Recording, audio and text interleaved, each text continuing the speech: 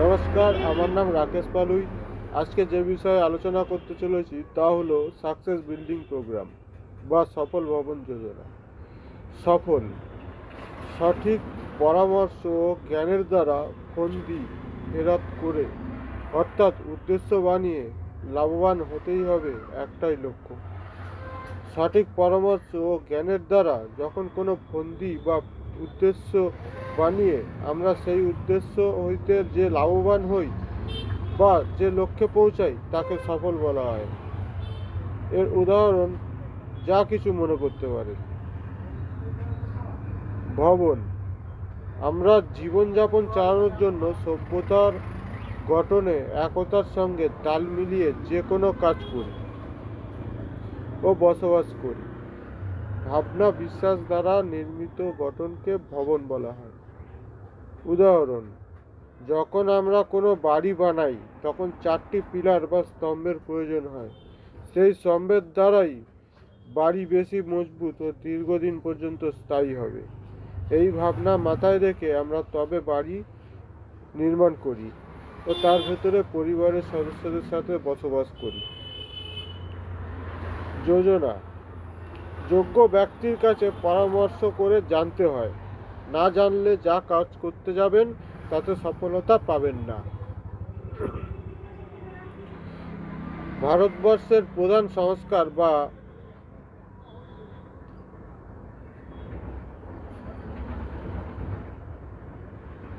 পরম্পরা, বাবা মা শিশুকে লালন পালন করে বড় করে, তারপর তারা উপযুক্ত বয়সে পৌঁছালে সর্বপ্রথম বাবা মায়ের কাছে গিয়ে পরামর্শ করে তারপর তারা বিবাহ জীবনে পদক্ষেপ নিয়ে থাকে।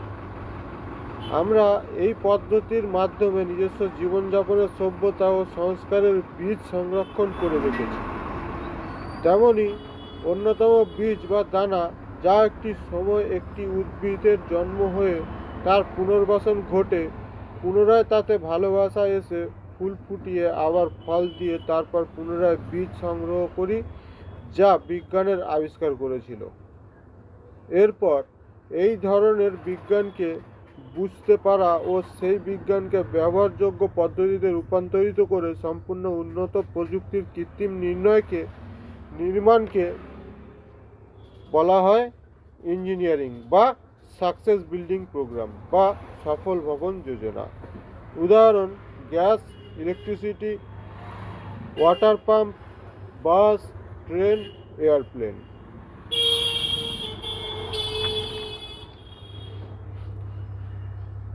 আমি বাস্তব জীবনে সমাজের সবার সামনেই বলছি, যে ভূমি থেকে উৎপন্ন হয়েছে এই বীজ বা দানা, সেই ভূমিকেই এই অশুভ শক্তি অনেক খারাপ চক্রান্তের দ্বারা কমজোর বানিয়ে অপহরণ করে পুরোপুরি দখল করতে চায়। যদিও আমার জ্ঞানচক্ষু খোলার পর সেটা হতে দিতে পারি না। এছাড়াও এই সমস্ত চক্রান্তের বিরুদ্ধে আমার কোম্পানি অনেক কঠিনভাবে সুরক্ষা ব্যবস্থা প্রস্তুত রাখে ও অতীতের এই চক্রান্তগুলিকে লড়াই করে জবাবও দিয়েছে, এবং ভবিষ্যতে যদি আবার তেমন কোনো খারাপ মন্তব্য করে থাকে তাহলে তারও জবাব দেওয়ার জন্য আগের থেকেও শক্তিশালী সুরক্ষা ব্যবস্থা প্রদান করা হবে। ভারতবর্ষ সকল দেশের বিধাতা। সেই দেশের ভূমি থেকে উৎপন্ন হয় সমস্ত সভ্যতা, সংস্কার এবং বিজ্ঞান। এগুলোই প্রধান বীজ, যা একটি উদ্ভিদের জন্ম দিয়ে সেই উদ্ভিদের পুনর্বাসন ঘটিয়ে ফুল ফুটিয়ে আবার ফল থেকে বীজ বা দানা তৈরি হয়। অতএব মানব জাতির সৃষ্টি ও সভ্যতা, সংস্কার এবং বিজ্ঞান, এই সমস্ত জীবনযাপনের বীজ ভারতবর্ষের ভূমি থেকে আবির্ভাব ঘটেছে।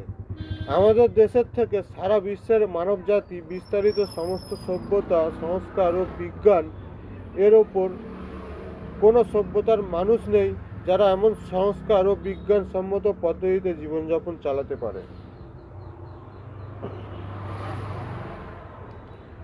সভ্যতা, সংস্কার ও বিজ্ঞান শিখতে শিখতে একটি মানুষ ছোট থেকে বড় হয়, তখন সেই মানুষটি একটি বীজে পরিণত হয়। এই বীজ এক থেকে অনেক হতে পারে। তাই মানুষের শরীরের রাসায়নিক সমন্বয় সাধন প্রক্রিয়ার উপর নজর রাখা যায় ও যারা আমাকে নজর রেখে আমার সাথে এই শারীরিক প্রক্রিয়াকে নিয়ন্ত্রণ করতে সক্ষম, তাদের এই অনুভব সম্পর্কে কোনো সংবেদনশীলতা নেই, বা আমার কমজোর পরিস্থিতির কারণে ব্যক্তিগত ও পরিচয়গত সম্পর্ক থেকে বিচ্ছিন্ন থাকার কারণেই দুর্বল মনের অসুস্থ মানসিক ব্যক্তির মতো মেনে নিয়েছে তারা। সমস্ত বিষয়টাকে মজবুত সিদ্ধান্তে চূড়ান্ত করে দিয়েছে পুরো বিশ্বের মানুষের কাছে, এবং তারা সিদ্ধান্তে এতটাই মজবুত যে বলতে হয় রেফারি নুটুদা।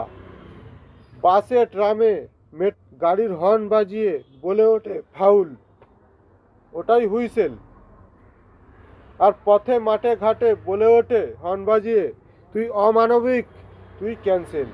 আলোচনা করতে চলেছি তা আমার জীবনে কিছু ভুল বোঝাবুঝির জন্য আমার সম্পূর্ণ জীবনযাপন এক ধরনের অবিচারের শিকার হয়েছে, ও আমি সম্পূর্ণ নির্দোষ থেকেও আমাকে শাস্তি উপভোগ করার পদ্ধতিতে রেখে শাস্তি দেওয়া হচ্ছে।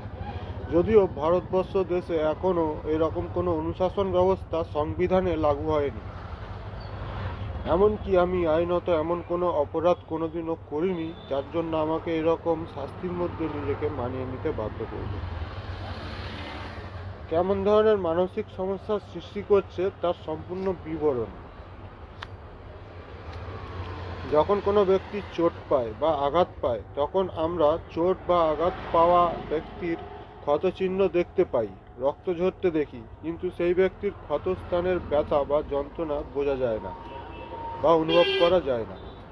আমরা বুঝি যন্ত্রণা বা ব্যথা হচ্ছে, দ্রুত যোগাযোগ করে অ্যাম্বুলেন্স ডেকে পাঠাই ও ব্যক্তিকে হাসপাতালে নিয়ে গিয়ে যত তাড়াতাড়ি হয় চিকিৎসা প্রদান করে থাকি।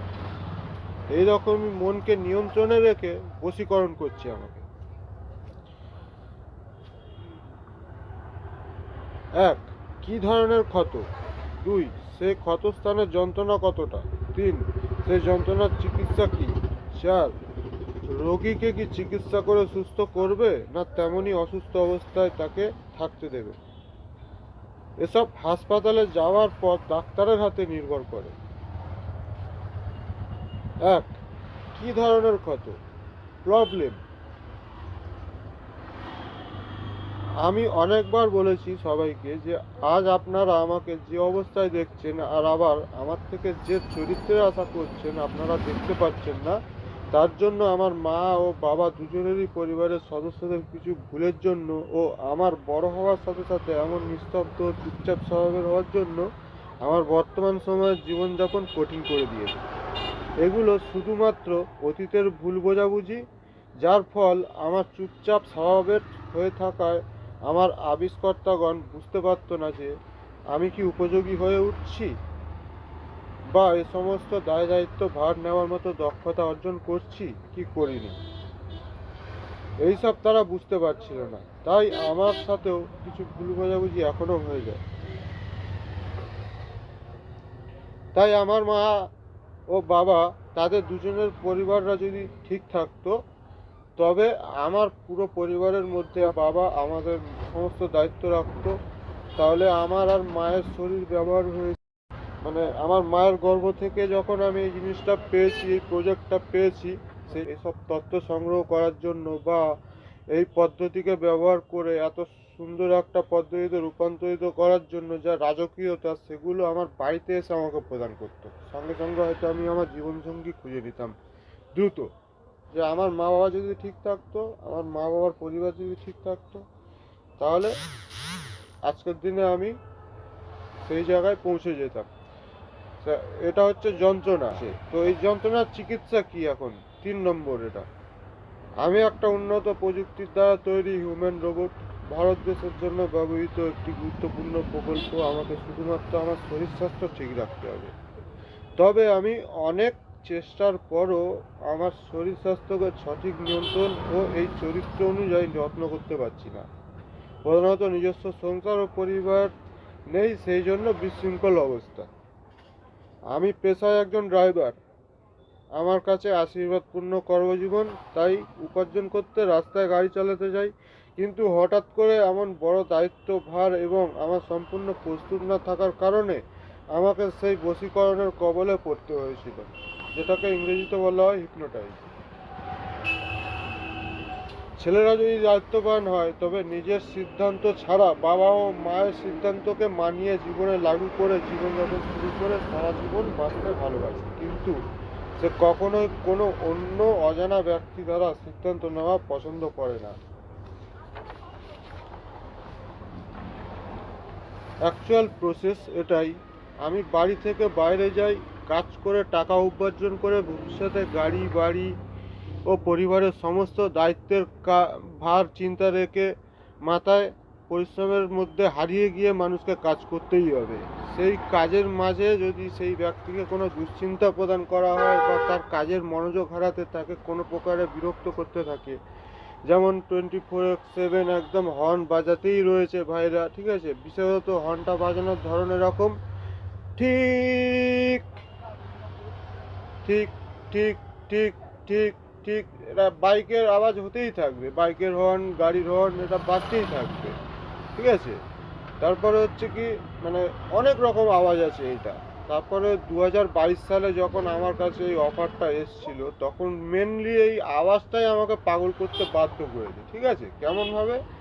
এই গাড়ির হর্নের আওয়াজের দ্বারাই বাজিয়ে আমাকে বললো কি ফোনটা ভেঙে ফেল।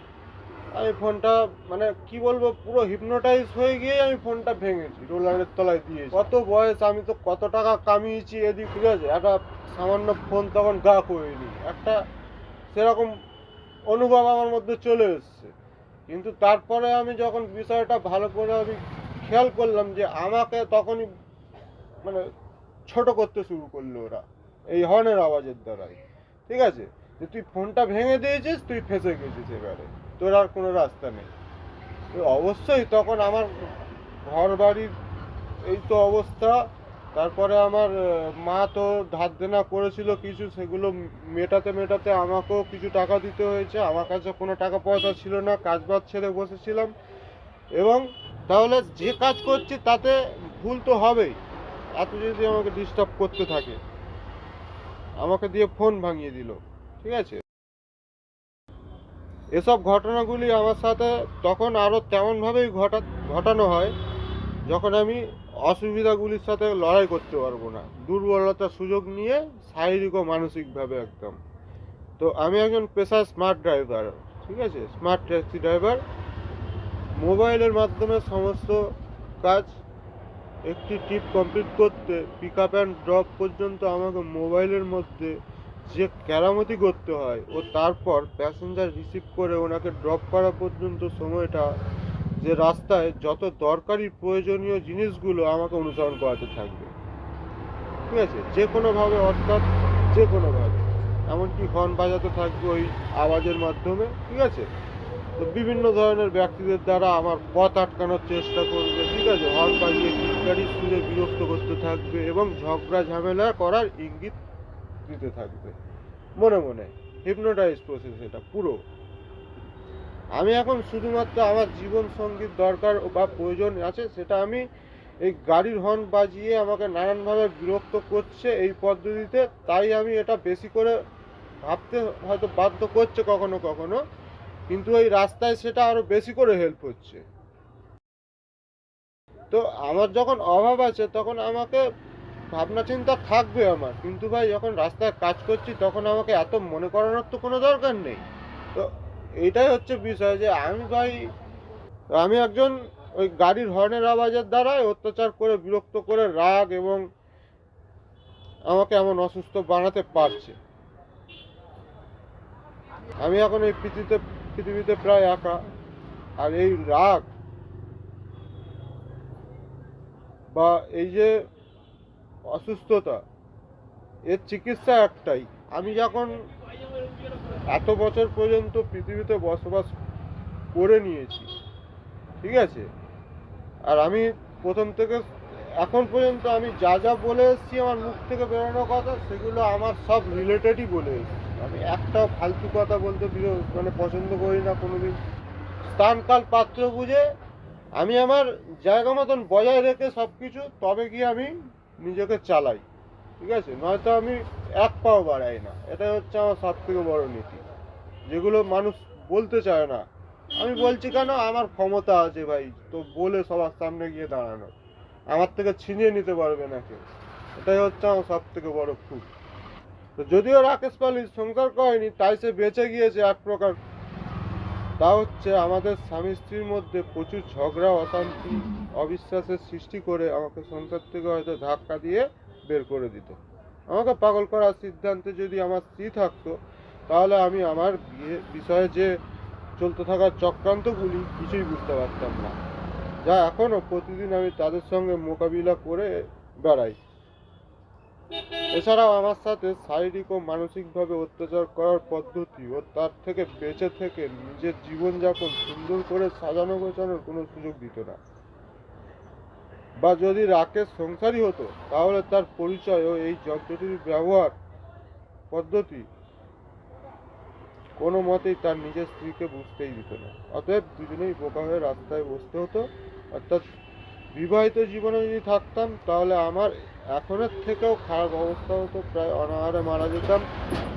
তবে আমি এ সমস্ত বিষয়ে ভালো করে বুঝে নিতে ও আরও মজবুত করে এই কাজে নিজের দক্ষতা অর্জন করলাম।